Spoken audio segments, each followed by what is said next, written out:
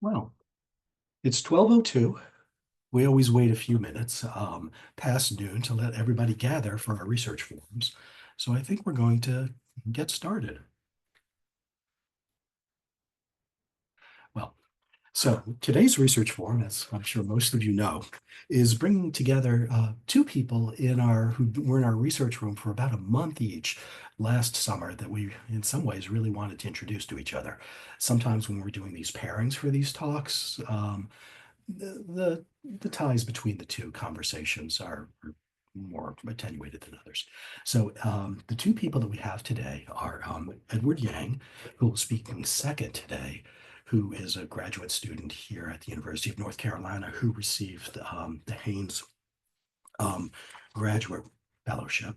And then our first speaker today will be I'm sorry, I managed to catch something the other day, and it's still sort of a little bit of brain fog. Kendra Greene, who will be speaking first. Um, by way of a brief biography for Kendra, she received the Marjorie Bond Research Fellowship. She's a writer and a book artist trained at the University of Iowa, and she's the author of the illuminated essay collections, The Museum of Whales You Will Never See, and No Less Strange or Wonderful, called Elegiac Piercing, Authoritatively Atmospheric by the New York Times. Her work has been supported by fellowships, in addition to ours, at Harvard's Library's Innovation Lab, the McDowell Yaddo, and the American Library in Paris. She taught here at UNC in 2023 and is finishing at the University of Missouri this spring and joined St. Lawrence University this fall as the 2025-26 Vibrans visiting professor. She's beginning a book tour for her new work, and it just so happens that on Saturday, May 24th, she'll be in Durham at Meddlesome. And what I understand from a brief conversation with Kendra is that she'll be doing a reading, and that following her reading, there'll be the Golden Age Comedy Improv will reenact portions of the reading as they interpret it. So, welcome, Kendra. Thanks so much, Matt. Um, am delighted to be in conversation with Edward today and to even virtually be back in touch with my beloved Wilson Library. When I first arrived at UNC, there was one of those evenings where the library just opens up and everyone's invited to come see the recent acquisitions. And as I talked to librarians about the things that I was interested in, everything kept pointing back to Florence Farrington. I said, I'm uh, writing about museums and cabinets of curiosity. And they said, we know where to send you. And I said, but there's this sort of bestiary of a thing. So I'm thinking about illuminated manuscripts and natural history. And they said, we know where to send you. And when I looked closer into it, I realized that the 600 volumes Florence Farrington has given to Wilson were in fact everything I needed to know. And their scope is even a little bit wider to more things that I'm so glad are in conversation. Also, taxidermy and children's books with animals in them. So the scope of what they have includes the first one of cataloging information, but there are a lot of things that we don't entirely know about. So that I limited my search to things prior to 1900 and was off to the races, right? Could ask for things just because the title sounded interesting. Had no idea how much of early natural history is about sea creatures, that this is a thing that we can find and that holds its shape and that really lends itself to taxonomy. Now, I want to back up a second. I've been writing about collections and museums for a good long time now. And back in 2020, the first book came out. And in making it, there'd been the opportunity for it to be illustrated. It always seemed like it should be. And it had raised some questions with my editor from Penguin about what nonfiction text and image actually means. And the documenting of Icelandic museums, I realized what I took pictures of and what I wrote about didn't necessarily have a lot of common ground. And that seemed like an interesting tell to pay attention to. And I was illustrating in the way I was trained to do as a book artist, thinking about what would work with a letterpress. So line art, things that can be translated into one color. It's cheap for production, and there's a lot of elegant, simple things you can do. So I'd been developing this style of illustration that is functionally tracing, right? That my photographs as source material and then doing careful line work to what is there and what isn't there. The more I was thinking about nonfiction, specifically text and image, right? I was thinking about photojournalism. I was thinking about the Japanese tradition of gyotaku, right? The fish print, which in some ways to me becomes really the icon, right? The way of thinking about what the essay itself is doing, right? That there has to be an encounter with the world. You have to go to the fish. But the record of that also is a record of all of the choices in that documentation and that representation, right? The colors of ink, whether you were applying it to the fish or stippling it on the paper above, of course, the selection of paper, all of these things. And as I started looking for more and more kin of text and image in nonfiction, the more I started thinking about the roots. And at the time, I was also noticing there are a couple of things about the essay. It should be enough for it to just pay attention to the world, right? Minutely, carefully, enthralled, pay attention to what anything is and how anything works. And truly, that should be enough. That should be totally sufficient. It's so much and it's so important.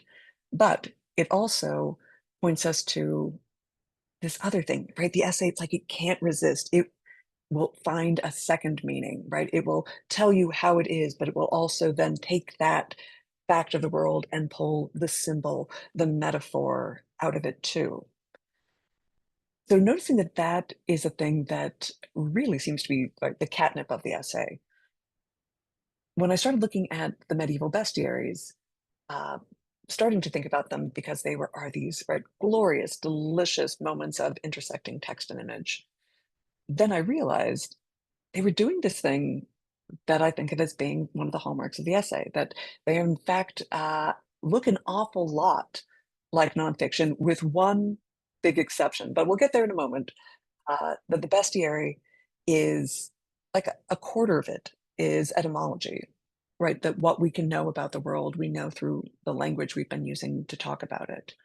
Obviously, there's natural history, there's travel writing, there is this fundamental effort to grapple with something that we can't see through something that we can. And this is where it diverges, right? I don't think it's any surprise that the bestiary and the encyclopedia arise in the Western tradition in the same century, right? This effort to wrap your arms around or see how much of the world you actually could know. The University of Missouri has a medievalist, Johanna Kramer, who was telling me this spring about an annotator that she's researching, and that you have to remember that Adam loses his memory in the fall, and that one way of thinking about cabinets of curiosity, of all the work we do in collecting ever since, is that we're trying to collect our way back to paradise, right? We're trying to assemble the shards of a perfect knowledge. Bestiaries are emphatically can't get around it, tools of moral and religious instruction. The moral philosophy also sits nicely with the essay, but the foregone conclusion, the knowing what you want to prove and then looking around for what will prove it, the hearing of the stories of the sailors about pelicans spearing their breasts to feed the young from their blood, and not looking harder into that of that's actually the disgorging of the internal flesh of the throat would look a lot like feeding blood, but it's right a whole different process that's going on as opposed to this echo of uh, Christian thinking about sacrifice and how we take care of our children metaphorically and otherwise. But the bestiaries kept offering me more and more. I mean, partly it's delicious, right? The idea that lion cubs are born dead and they stay dead for 3 days until their mothers lick them and their fathers breathe life into them. Similarly, the bestiaries tell us hippopotamuses, it's like clay, right? They're born as a lump and they are shaped by the licking of their mother. Hmm. if you look at the scholarship of bestiaries, they are sort of amazing for a bunch of reasons. But one of the things that catches my attention is how, if you try to make the family tree out of the bestiaries that we have, prioritizing text, looking at how that's being copied and changed over time and geography, if you try to track that, you get one family tree. But if you prioritize the image, you get something else entirely. That the text and the image seem to be traveling different paths. But there are certain things that tend to be the same, right? The smallest number of entries in a bestiary that we know of is in the 20s, but it can be hundreds. They are almost always broken into four sections, almost always leading with mammals, almost always leading with lions, then birds, almost always starting with eagles. Then it gets a little squishier, then something like serpents and sea monsters, like moving from the terrestrial, the unknown. These four sections also maybe starting to echo the four spheres, where you have, depending on which direction you're traveling, right, the angels in the fiery heavens, the birds in the air, the fish in the water, and human beings and everything else that's on land.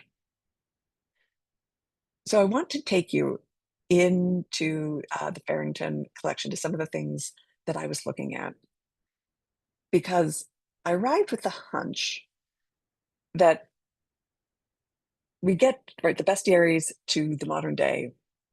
I wanted to figure out what that path was. I'd already started noticing that the pattern of four sections, the leading with mammals, that there were conventions that seemed to be tracking all the way along. And from the beginning, right, uh, there's some writing in the bestiaries themselves. The Aberdeen bestiary has a sort of deliciously snobby, right, elitist disclaimer in the beginning that's like, basically, literate people, we're sorry. Um, there are pictures here. I know you can read, you are beyond such base things, but we have to remember there are people that aren't literate. And if we're thinking about them, we should try to help them get something out of this book. Uh, so the idea that text and image are maybe not working together, or they working in parallel, the possibilities of that, even as the images will poke into the text, where the scribes will leave space for that to happen, that all these places of thinking that they have something to do with each other, everything to do with each other, and maybe not, uh, led me in to try to figure out the gap from the first medieval bestiaries to what I might be making uh, in what I was thinking of a bestiary, as long as I was building this book. So let me see if I can't take you to the Farrington.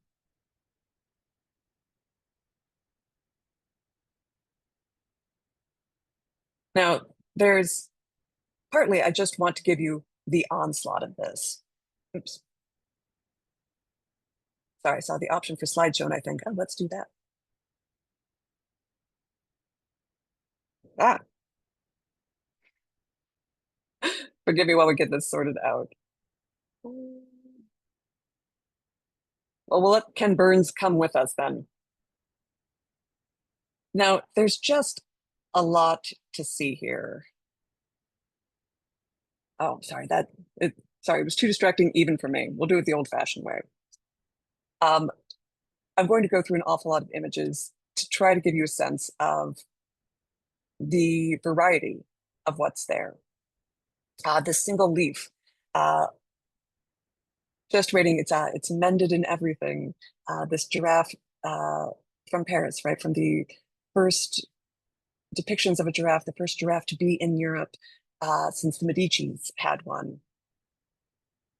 Right, pulling out books where the pages weren't cut yet.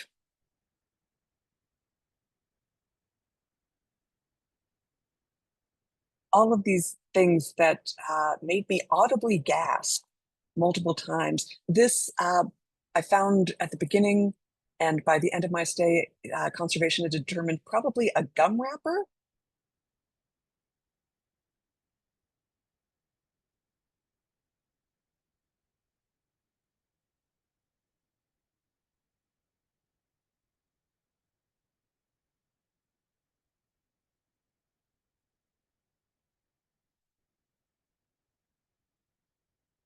And these books are in a number of languages, sometimes German, sometimes French, sometimes Latin, sometimes Italian, sometimes English. And in trying to get my own sense of what all had happened over about 400 years,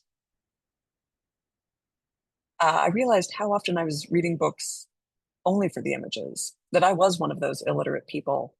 Uh, Google Translate is pretty incredible. There's a lot of Latin I picked up on the fly. There was some Spanish that saw me through.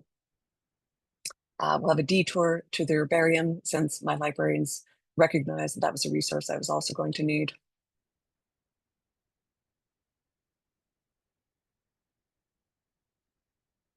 You'll notice an awful lot of these are from a particular uh, German children's encyclopedia, German and French children's encyclopedia from the 1800 with these hand colored plates that are just breathtaking.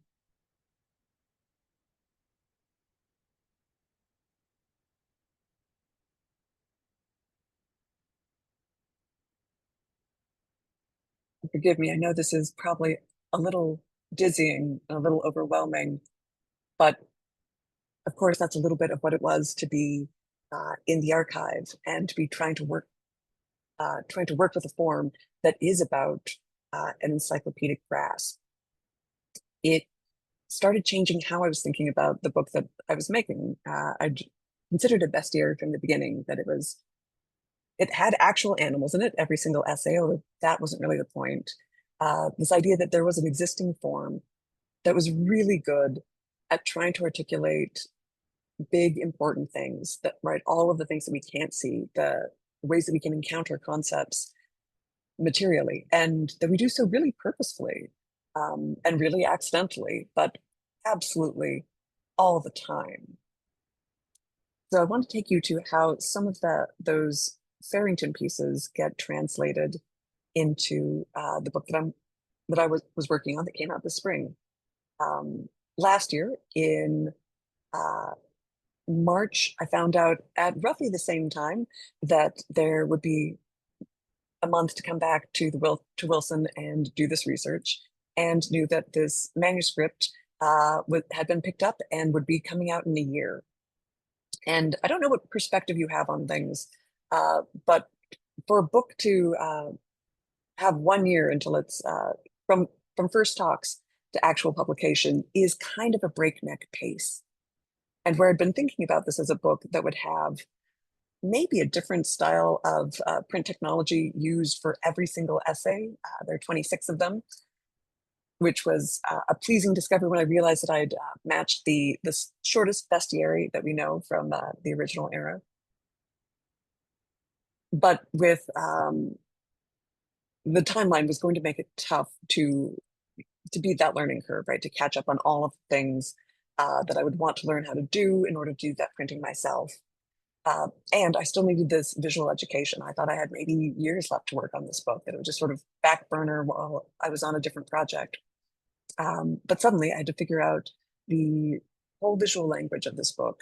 And in kind of a hurry, there were a few essays that already had images, maybe 4 or 5 at that point, but most of them still needed to be figured out. So we're going to move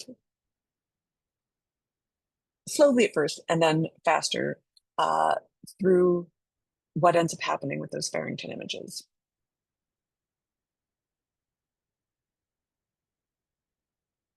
Taking you through the final PDF of the book. It is a honking big file because there is so much imagery in it. It has, and it's a little bit hard to count for various reasons, but let's say 100 images, half of which are from the Farrington and half of which come from me. I think you will know which is which, or you will be assuming a lot about what I'm capable of as an etcher or lithographer at this point in my life. Note, quietly, never really mentioned, these 26 essays get broken up with a beginning and an end, and also 4 sections of 6 essays each. And they keep borrowing from images that I was mostly responding to that I thought were so remarkable. I needed a record of them.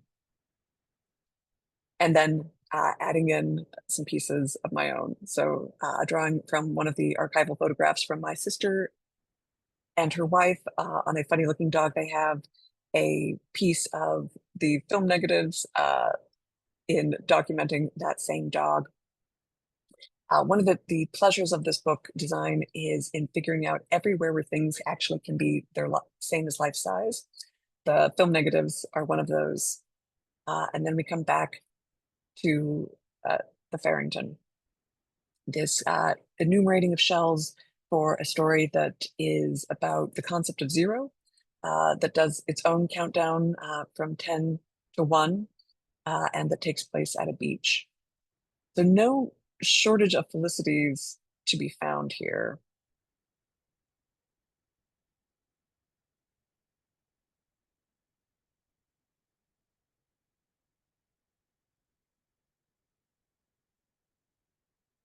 And I want to point out that one of the things that happens uh, is that very short essays, some of these essays are only a paragraph long, uh, the very good likelihood that a very short essay, a very small amount of text, ends up getting to live with an awful lot of images.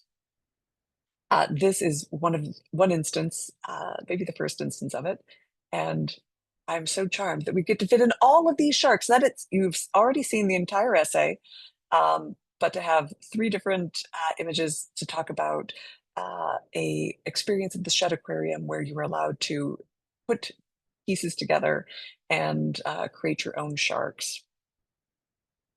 Uh, I can't get over this jackalope just casually slipped in with the rest of the rabbits.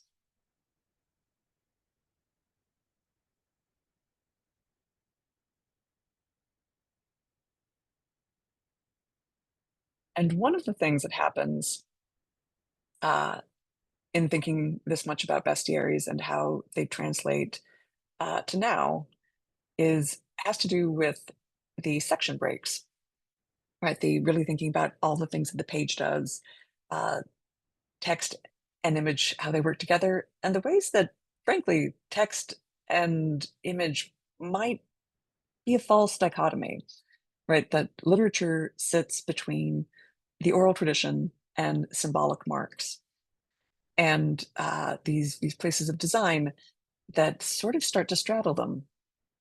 Um, Here, I want you to notice these on the right, well, on the left, mammography film, and on the right, this series of spears from a book about the history and the future of the world. So here you see a very tiny little ark carried by angels. You've been watching the conflagration, and then we move on to the moon.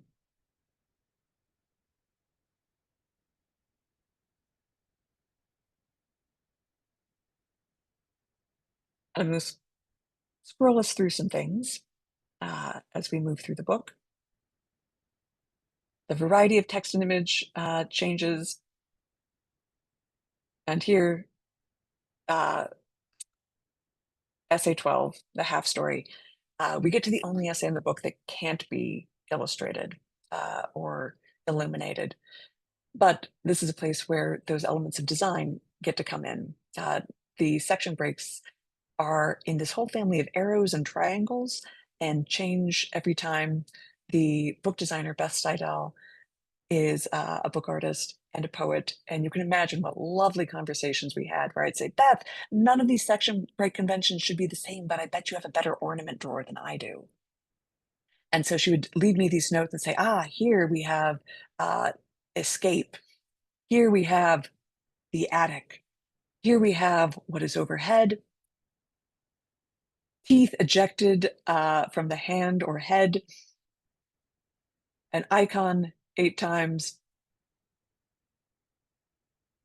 And I think because I'd already given Beth the folders of images that I wanted, mostly with connected to specific essays, but also with one folder, there was just things that I love. That if nothing else, you would have a sense of how I was thinking about what I was responding to, where my affinities were. And everything from the "I just love it" folder has found its way into the book, often in these places, paired with the epigraphs that change sections.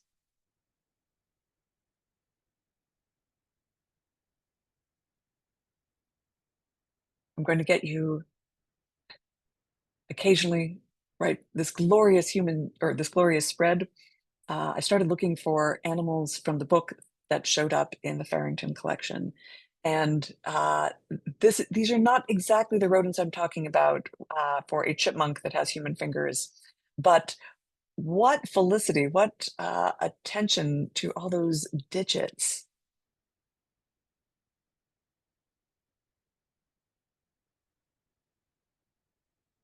This place where uh, thinking very much about how you use the page and where the image can interrupt the text. It never technically does, but as we move through, Ted Cruz is a sentient bag of wasps. The wasps swarm and swarm and amass in the margins.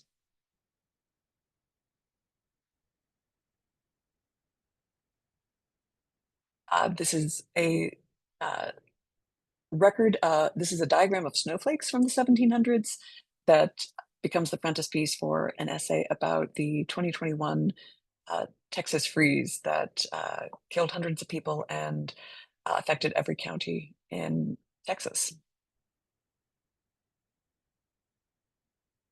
and some documentation of that from the modern day. Want to get you to some armadillos so we can have one more moment with the fact that short essays get more images. Here, a box of shells that gets reproduced life size from Bald Head Island, the essay that I wrote while I was at UNC, and that is partially set in North Carolina.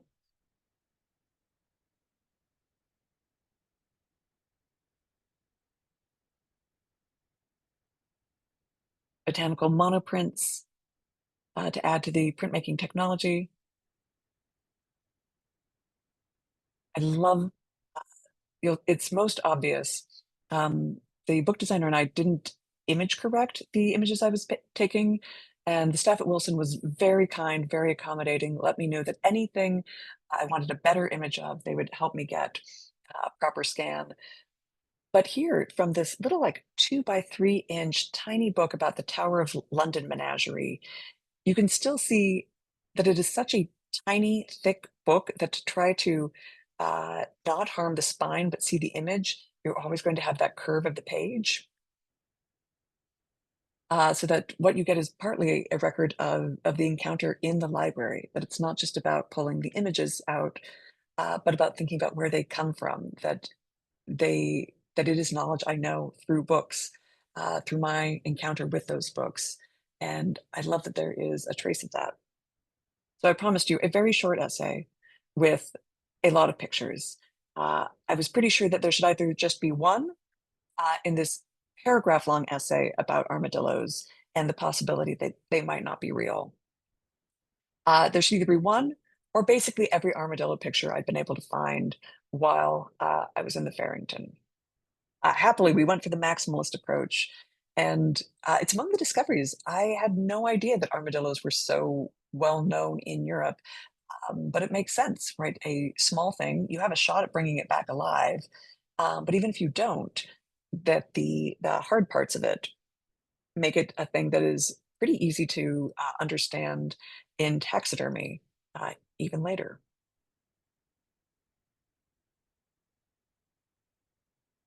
And I'll take you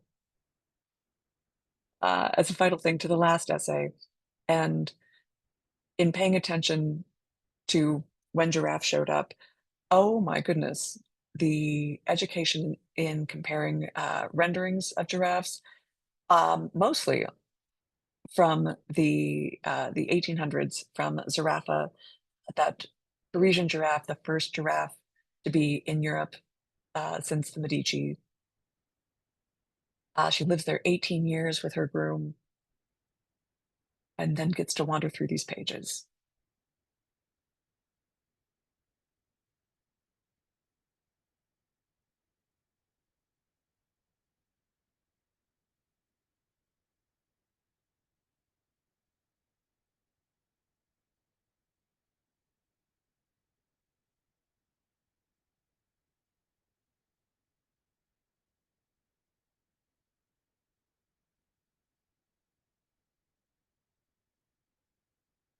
And because we cannot resist sharing all of the glorious things, the tongue of the octopus, magnified 12 diameters, and visually it's appealing. The curiosity of it is so delightful. What a lovely coda for a book about curiosity. But I also feel like it's in here because it knows something, which is that there are facts, there are stories, there are ideas that will 100% change you, right? Forever. Will just flip you over, and you will never be the same because you have a greater understanding of what is possible in the world. Um, this is the bibliography of books that from the Farrington that I was pulling from uh, for the imagery in this book. And as you can see, it's not a short list, and it spans from the 1600s to 1875, um, with all sorts of spots in between. And why wouldn't you want to know about aquarium notes, the octopus, or the devilfish of fact and fiction? So I'm going to stop sharing, and if I'm not mistaken, I think our timing's just right to hand things over to Edward. And we look forward to talking to you as we get to the questions at the end. Thank you so much. Thank you, Kendra. That was really, truly wonderful. I very much look forward to the conversation after Edward speaks to us. So, our next speaker today is Edward Yang, and he's a PhD candidate and teaching fellow at the here at UNC. He's a scholar of British literature of the long 18th century, and Edward has a particular interest in authenticity, experimentation with literary form and genre, the Gothic, the history of the novel, influences of popular culture, the material book, and narrative performance. He's been completing research at the Wilson Library in support of his dissertation entitled Creating Enchantment, a history of the Gothic and inspiring interactive reading, bringing together examinations of authorial innovation alongside the history of the material book. His project explores how the Gothic development of a synergistic relationship between writer and reader allowed for it to gain social and intellectual currency while combating its prevailing reputation as cheap popular fiction. So, Edward, welcome. Delighted to have you here today. Thank you so much. And as I get started, I just want to thank everyone at Wilson who's made this experience possible. Because I am a student here, PhD candidate here, I've been able to continue with my research beyond last summer as well.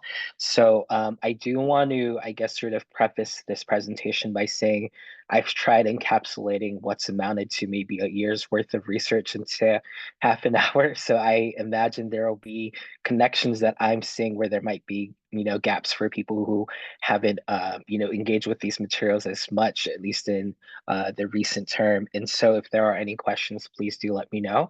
But this is the title of my presentation here. And this is the agenda that I'll be following in terms of my presentation. So I'll share a bit about what inspired my research initially or led me to this topic. I'll be sharing some of the critical historical context that informed my research questions before coming to Wilson. And then I'll be going into three categories of texts that specifically focus on what I was looking at during my time at Wilson, and then wrapping up with thinking about how my research might be pursued further beyond this point, and just reflecting on the experience overall. So uh, I wanted to actually share a couple of quotes from the literature that inspired my research interests today. And so, as Matt shared, one of my primary interests, and as alluded to within the title of my dissertation and my project, is interaction. And so, I often was really fascinated by looking at whether it be poetry or novels, sort of these diegetic spaces or these imagined spaces by the writers, where there is a moment of acknowledgement of a listening presence or a reading presence. And so it becomes sort of this interaction that makes its way onto the page. And so with my, I guess, research area being what it is, I wanted to point to an example from the Romantics. This is from the Rime of the Ancient Mariner by Samuel Taylor Coleridge. So there's a moment where we have this passage here. I pass like night from land to land. I have strange power of speech. That moment that his face I see, I know the man that must hear me. To him my tale I teach. So again, acknowledging the presence of the listener there.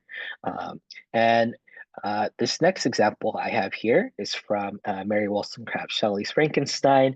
It would not be an understatement to say that this is the novel that has completely, I guess, defined my interest, not just in literature, but I guess life more generally, and has given me so many directions and ideas to sort of work with and explore. And I guess to give you a little bit more context about Frankenstein for those who might not be as familiar, so it is written initially in epistolary form, and it becomes what we identify as a frame narrative. And so we have Captain Robert Walton, who's writing a letter to his sister as he's on an Arctic voyage, and then he actually meets Dr. Victor Frankenstein there, and then they actually engage in this conversation that's encapsulated within the letter.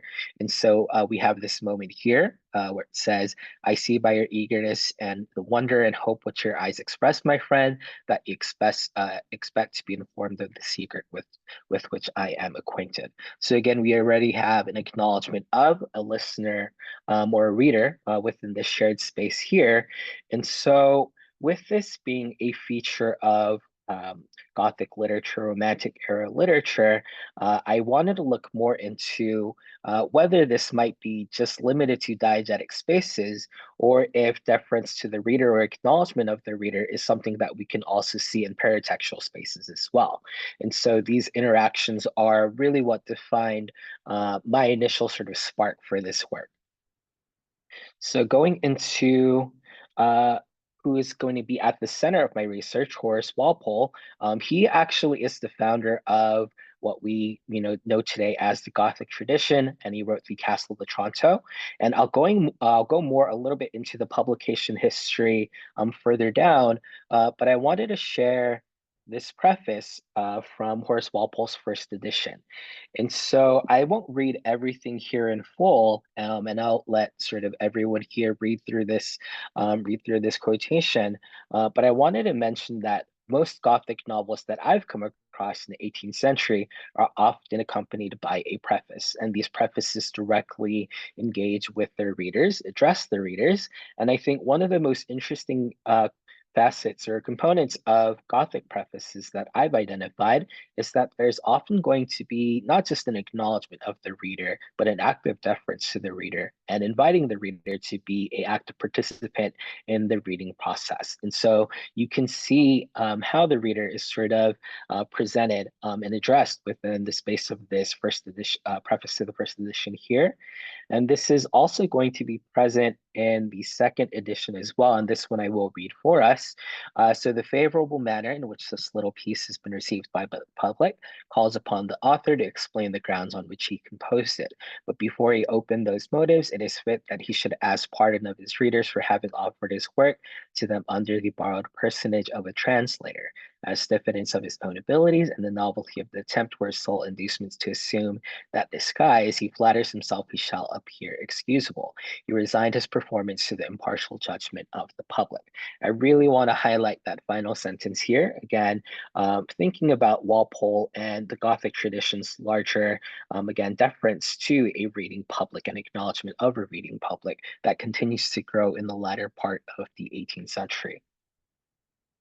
And so now to share some of the critical and historical context that are going to be in my work. And so one of the contexts that I wanted to bring in is a history of Gothic scholarship about the Gothic. They have argued that the Gothic has had to historically contend with criticism that the genre is a literary degradation and carries very little intrinsic merit. And so it's often seen as being just a popular genre for easy consumption that didn't really have much critical merit.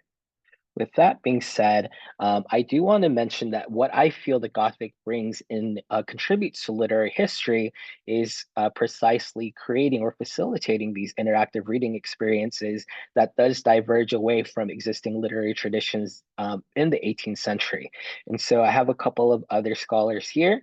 So John R. Nipoltz, for example, he has this quote here that during this Romantic era, writers sought to engage the readers as an active participant and by retraining the readers in habits of responding to the text. And so changing the relationship that readers might have with the given text. Again, this is going to be diverging from early 18th century traditions where we have things like more didactic novels, where they're meant to show, what manners should properly be like, or model behavior that they want readers to sort of take away from it, and it does become more of a one way transmissive activity. Rather than that, I think the Gothic does diverge away from these traditions, by being intentionally more interactive. And this is precisely what Michael Gamer, sorry, that's a typo, it should have been Michael Gamer, and he actually writes about how the Gothic tradition specifically relies upon readers, and the history of their reception is as significant as the Gothic novels itself. And so these were my research questions coming into the project. So what kinds of contracts are writers of the Gothic trying to establish with their readers? What substantiates these contracts? And are there textual spaces in which these efforts are most visibly concentrated, in which they address their readers? And share just a final bit more context before I get into the material itself.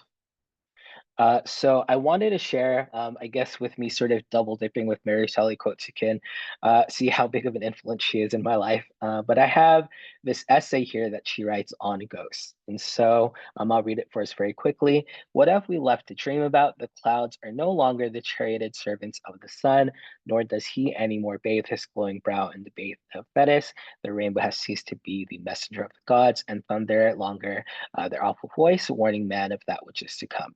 We have the sun, which has been weighed and measured but not understood. We have the assemblage of the planets, the congregation of the stars, and the yet unshackled ministration of the winds. Such is the list of our ignorance. So in this moment, Mary Shelley really identifies,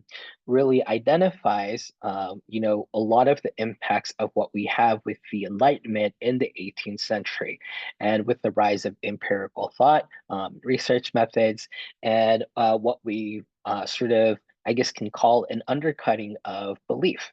And so that's actually something that another scholar, prominent scholar, looks at.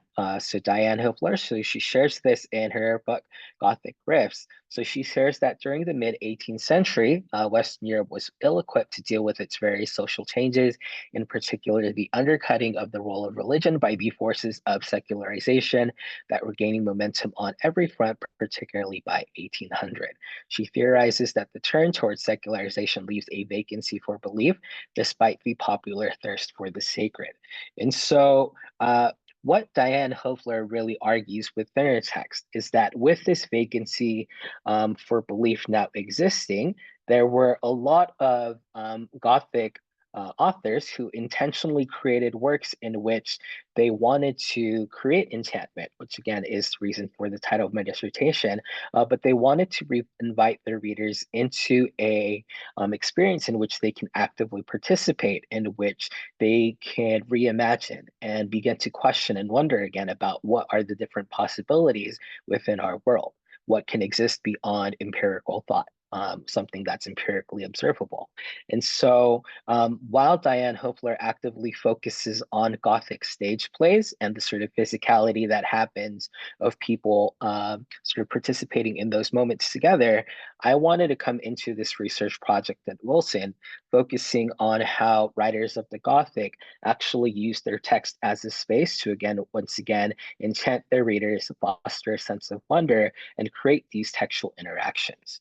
And so with that being said, I'll now go into some of the specific materials that I was looking at. And so I did mention that Horace Walpole was actually the center of my research during this time. The image that I have for you is actually from the Dublin edition of the Castle of Otranto. And to share a couple of, I guess, historical facts about the Castle of Otranto. So it was initially published in 1764 under the pseudonym William Marshall. And if you can sort of see the image, some what we have here from the original Italian of Annunzio Moralto. So William Marshall, or Walpole, using this pseudonym in 1764, stated that this was recently discovered manuscript in Naples of a medieval story, and he's now translated this into the English, and he's wanted to share it with his readers. And he wanted to share this new story, and he actually talks about its merits, and he never identifies himself. And so within the first year of this publication, it became so popular that immediately published a second edition in 1765. And in 1765, he acknowledges his authorship in the second preface. And so I wanted to point to this edition for a couple of reasons here. And so if we look at this title page, we have the Castle of Otranto, a Gothic story. And so this is actually a change that's contained within the title page of the second edition. In the first edition, it actually initially said the Castle of Otranto, a romance. And so this is already retaining qualities of the second edition, or the first edition, despite being past that first print. And so everybody already knows by this point that Horace Walpole is the author, but we still have translated by William Marshall, and then we have Canon of the Church of St. Nicholas at Otranto. And so it still retains a lot of elements of that initial title page of the first edition when it was still published anonymously. And so alongside that, if you look at the left-hand side, this might be the first frontispiece that we have for the Castle of Otranto. The exact publication date for this, I've looked at every record I could possibly find, is still unknown. I think I've seen it range anywhere from the early 1770s all the way to the 1790s.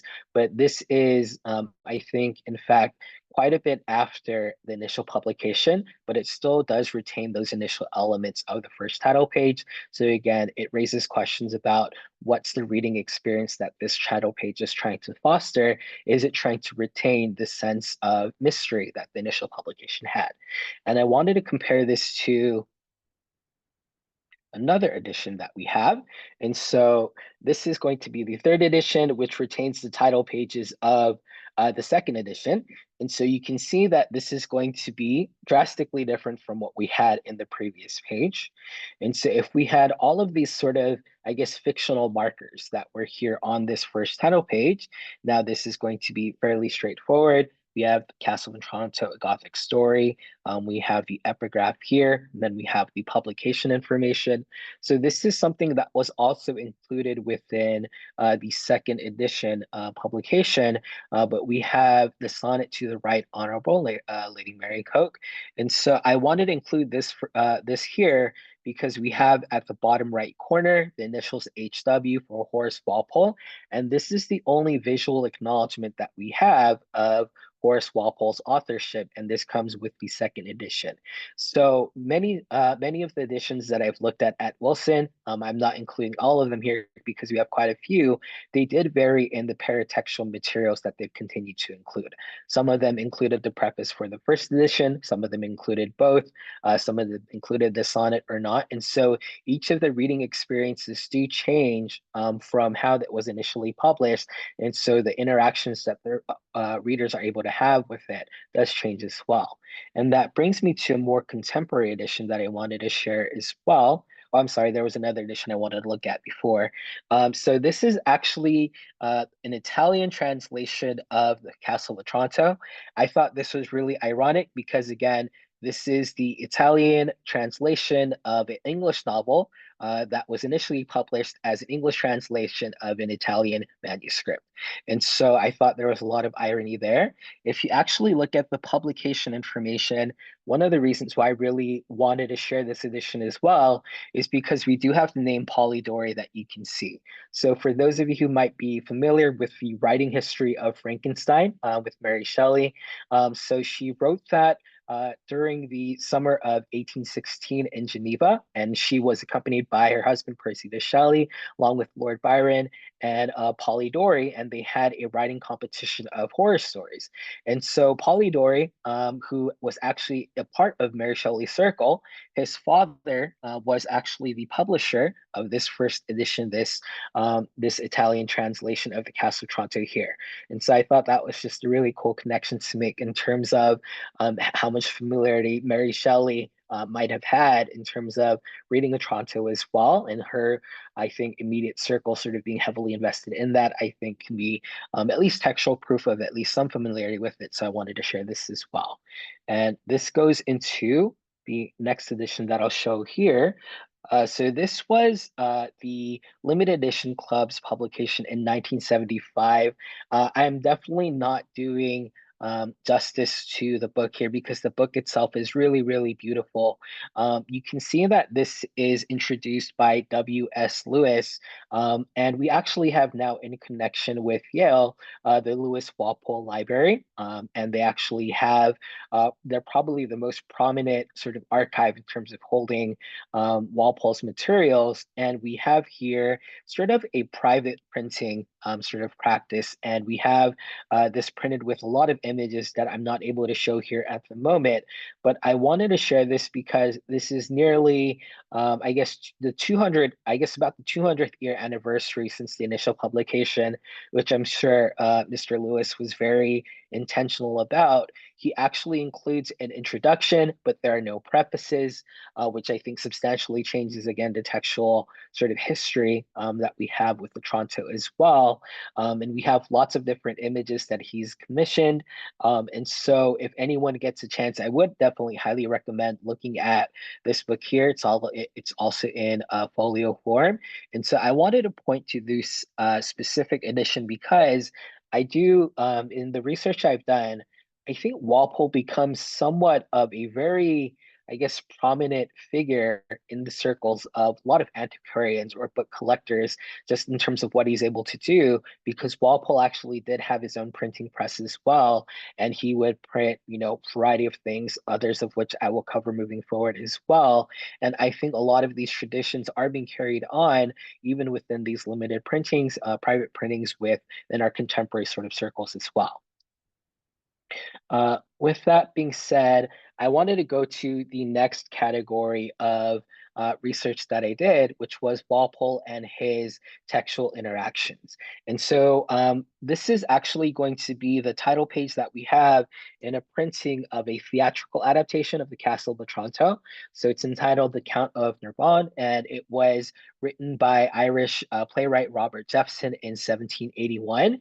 And so we have literally here dedicated in this title page a dedication to Horace Walpole. And sort of you can read the contents here.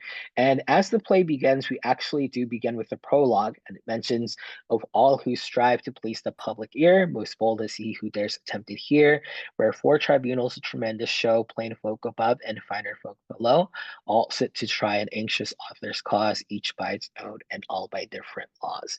And so I thought this prologue was really, really fascinating to look at because it sort of takes on the function of what we had with the preface and the direct address in the textual forms of the initial Otranto. And so to sort of see the preface now being translated to the stage and how Walpole also brings in or works in theater traditions into his own work, I thought was really fascinating to look at as well. And I also was able to look at a bit of correspondence between Robert Jefferson and Horace Walpole. There were actually some letters between them I was able to look at in Wilson's collections. And Walpole actually requested Jefferson to specifically adapt Toronto for the theater. And so it was sort of collaboration that was happening as well. And so we actually now have textual proof of a very specific interaction that is happening with the Toronto. And so we actually now have it with the original author interacting with a very specific reader, and that reader now adapting this for the play. And so again, these interactions continuing to multiply. And there is another book I was looking at here. And so this was actually published at Strawberry Hill by writer Elizabeth Craven. And it's called The Modern Anecdote of the Ancient Family of the, I'm not going to try to pronounce that, until for Christmas 1779, and dedicated to the Honorable Horace Walpole. So I wanted to mention this specific printing or publication because I think one of the most fascinating things that I've picked up on between the different printing publishing traditions that I've seen in Walpole's work and the collections I've been able to consult so far is that there seems to be a lot of oscillation between what we might consider public sort of interaction and private correspondence. And so this book almost reads as a sort of private correspondence. We have a very specific dedication at the beginning here, and that's often going to be seen at the beginning of, we saw it with the lady, the sonnet to the Lady of Coke at the beginning with Toronto as well. And so it seems like we're constantly moving between what's meant to be private and what's meant to be public within these paratextual spaces and within these publications. And I think that sort of movement has been fascinating to trace. With that being said, I'm going to move into my final research category.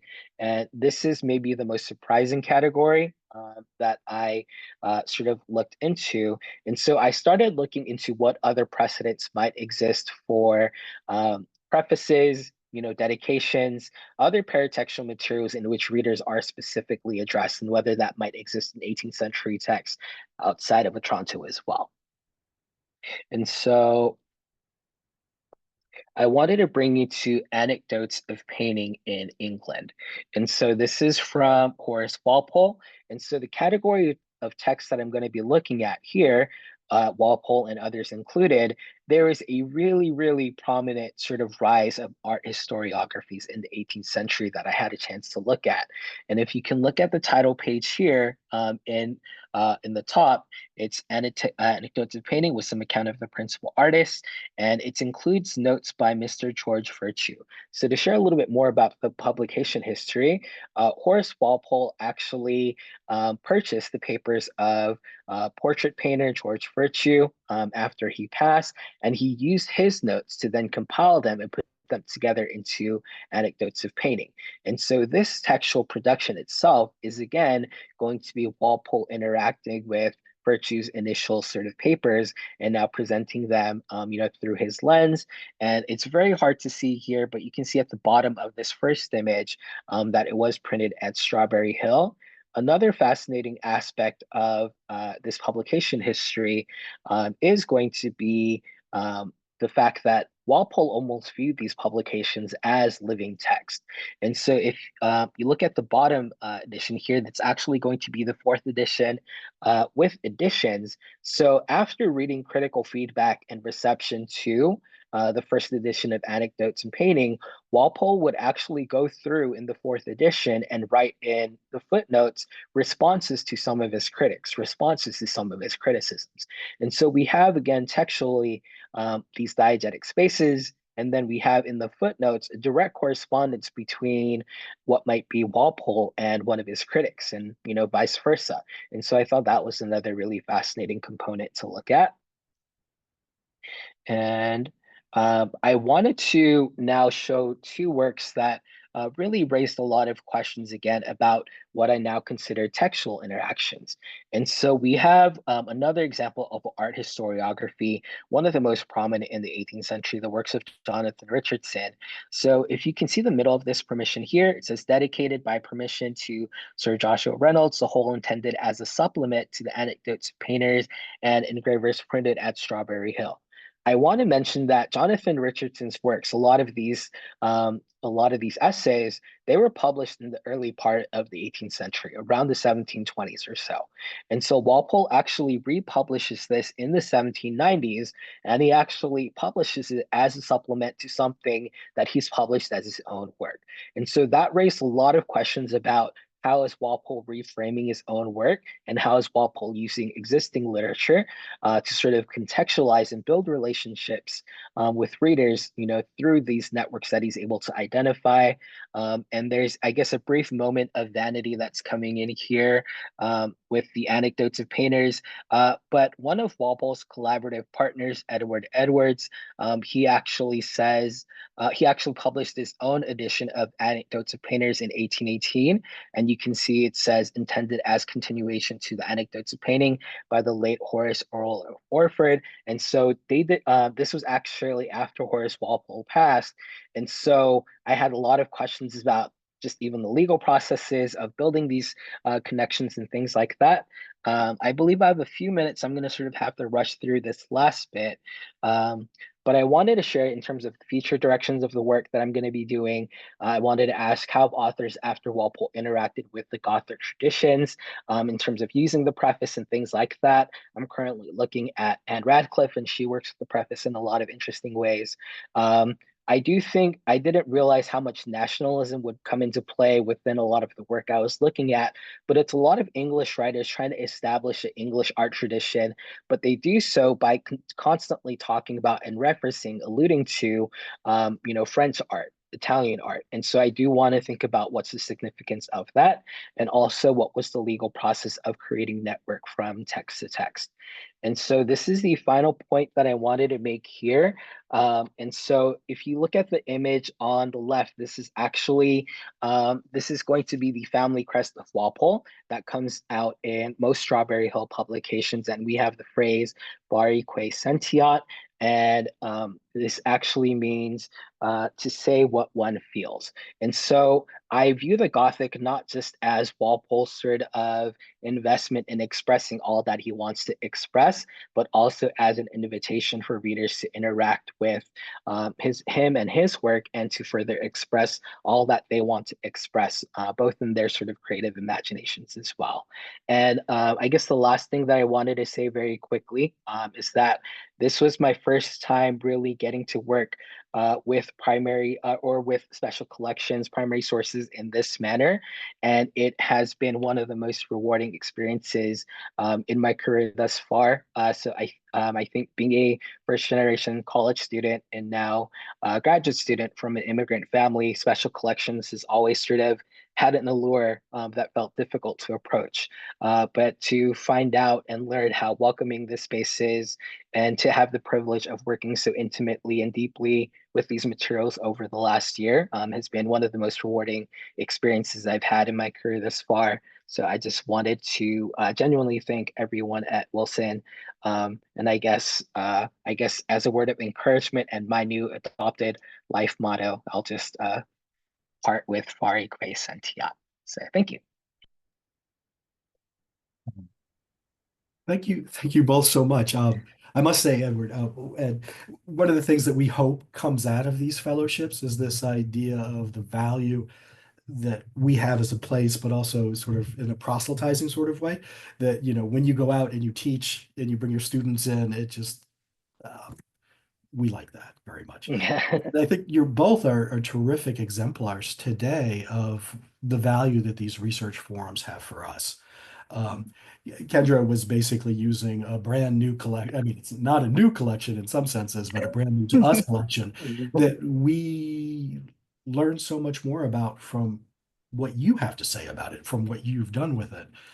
The question, I welcome anybody to ask any questions, but the one that sort of occurred to me as you're both talking about, really very sort of structured constructions of Mm. of volumes. The intentionality is so great, and it's aimed at these sort of readers. And what I found myself wondering is, when you looked at these materials, did you see any sort of physical manifestations of success or engagement?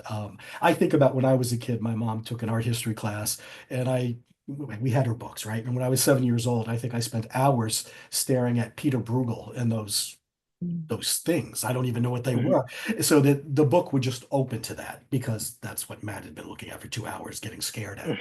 And I'm just wondering if you saw similar things like degrees of enchantment in the children's books, or Mm. does that make sense as a kind of a vague question? Well, it makes me think first of the stamp books where right, it is incumbent upon the person who is going through the book to put the images in, even though, right, the images are already made and they're designated where they go, but to, right, make you part of the process of completing the book. Yeah. So I think for me, the manifestation of the impacts that um, I guess these texts had on readers can be seen sort of in the afterlives of a lot of these texts themselves. Because I think when I sort of see the history of, I think especially something like Anecdotes of Painting, Mm. I think that's something where I've now been able to look at other editions as well. So there was at other libraries, there was another edition that was published in like the 1840s, another edition published in the 1820s, and these were all by different authors outside of Horace Walpole. And so they're sort of carrying on what was initially published, but adding to what's essentially a catalog of different painters in England. And so I think you can sort of see them basically taking what Walpole initially established with the assistance of George Virtue and sort of just running with it and making their own versions of it. Interesting. Yeah. So you see this sort And of, if I could, oh, I'm sorry. Yes, please. oh, I was just going to add in that was making me think about whether the Farrington collection can be thought of in sort of two veins. The book as the only access you were ever going to have to things from the deep, from things around the world, from things that it takes money to amass or maintain, but also the souvenir quality, the public menageries and spectacles, and how there's a certain amount of the literature that is um, souvenir. Yeah, that's interesting. Does anybody else have a question? And if not, I wondered if you may have questions for each other as you listen to your presentations.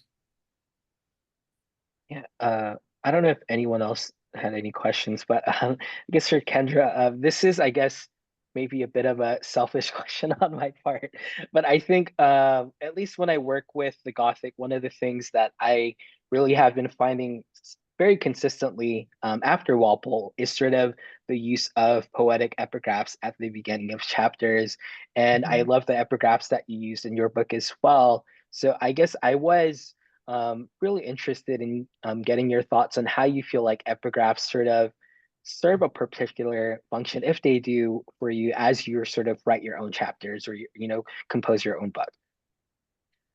While you were talking, I was pulling up uh, that I didn't spend the time that I think it deserves on the two epigraphs that start this book.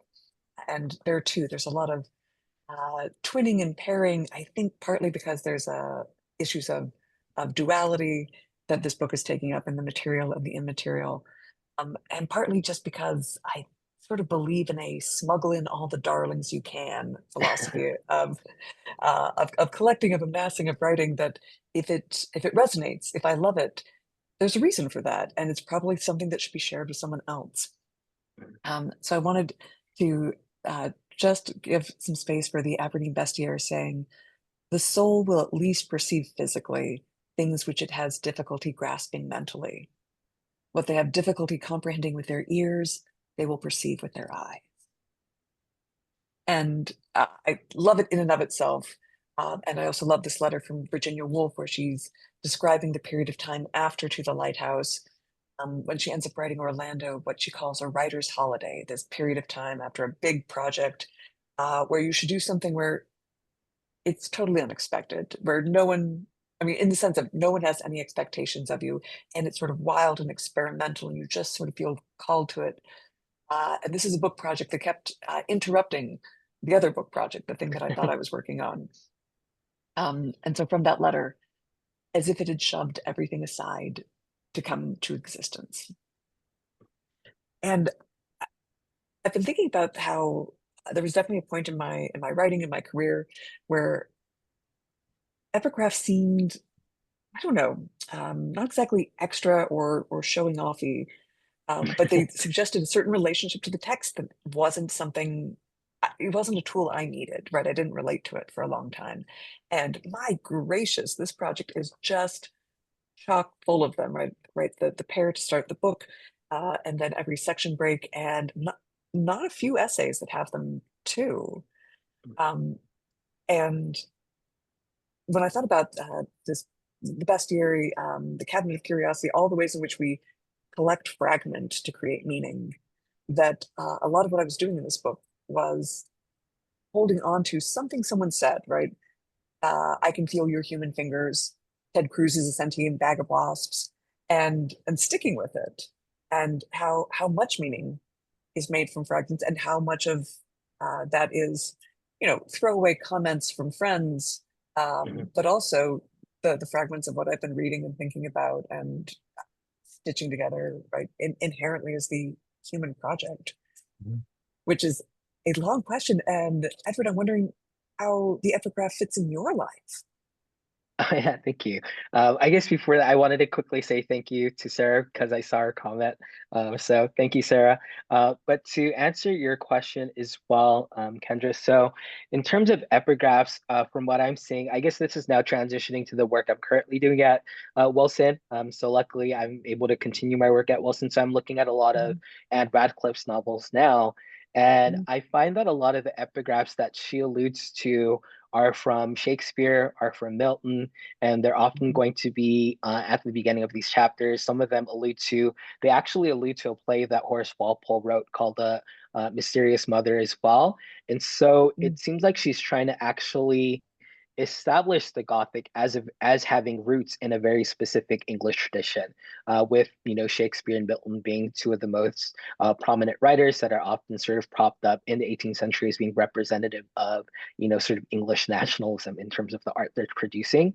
And so mhm, I think a lot of times these epigraphs, at least in terms of the Gothic novels that I'm looking at, they serve as a way to almost establish a sort of legitimacy, to mhm. for the readers, saying we are serving as an heir to this sort of literary tradition, and these are the connections that readers can sort of see, uh, that we're making between our text and those that we've encountered.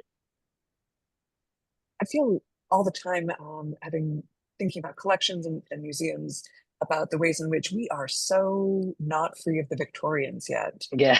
And right, and it makes sense to me as you're talking, right, that museums, as their own identity and nation building projects, an awful lot of the time, uh, that these strategies are the same or echo or interconnected. That makes a lot of sense to me. Yeah, I think I didn't have as much time to cover this component, but I think one of the most fascinating things that I picked up on for with the art historiographies that I've looked at in the 18th century is that they all had maybe two or three features that were common to them. One of them was having a sort of self-conscious doubt about the history of English art thus far, saying Mhm, French and Italian art has been so much more prominent. They also talk about the need to sort of start publicly investing in art so that English sort of can develop a reputation in their art that at least is equal to, if not greater than, France and Italy's. And then we also have these paratextual spaces where each and every single one of these art historiographies have a dedication or a preface where they're specifically addressing, like the nobility or the gentility, mhm. asking them for, investments in, a public investment in art and developing this art together. And so I think sort of the, I guess, development that I've been tracing between art historiography and the Gothic novel is that the Gothic novel sort of pulls from this tradition of appealing to the reader, which was previously, a specific group like the gentile, but now they're appealing to a more public readership, which I think Walpole is really doing at the beginning with his prefaces. Well, and that makes me think of two of the many gems in the Farrington collection. there is an 1800s pamphlet from England on taxidermy. And a lot of what you have to say is not just technique, but sourcing, right? Where is the material stuff of this material practice? And this like lovely reverie from this Englishman making a pamphlet that's published in London about how, well, as we all know, the best eyes come from Germany and France. But if we're talking about flat eyes, the French have no equal. Uh, and and then there's a museum in Portland that has been destroyed by a fire and has this pamphlet for seagoing men about basically like, hey, you're going to be out a bunch of interesting places. What Yeah. if you brought some stuff back for us? And don't be afraid. You're going to think you need to bring back the rarest, most unusual, special thing. But what we Mm, actually need is the piece of the rock your boot hits when you step off the mhm, boat, right? mhm. That's Right. the prevalent thing is actually what we're hoping Mhm. you can get back to us. And this, right, this Yeah. crowdsourcing of, Yeah. you know, we need you to have the thing here. Yeah, I mean, now that you mention physical landscapes, so one of the art historiographies I was looking at, it's entitled something like "The Real and Imaginary Obstructions to the Development of Art in England" or something like that. Mm, And I think they refer a lot to theories that were existing in the 17th and 18th centuries about how physical landscapes sort of directly impact the development of art. And so mhm, there's a component where they discuss sort of the weather in England as well as the physical mm, geography and whether that is an impediment to the sort of art and can explain why the English aren't able to develop art with as rich of a history as Italy and France because of their comparative landscapes and geographies. mm. And weathers. Um, Yeah. the light's just not that nice. Um, wow. Thank you both so much. We're over time. It's been a delight. Um, I don't think anybody else has any further questions. Before, as we were talking, again, don't hesitate to reach out to us as you do your work or obviously your next works. We'd be happy to be a part of it. Thank you so much. It was really, really illuminating. Okay. Thank you, everyone. Yeah, thank you for having us in the first place, and thank you for gathering here. And if we can actually corporeally manifest on the 24th, please come see me read, or let's find Yeah. another way to intersect. Do you have an announcement for that you could share with me? Because we have internal listservs.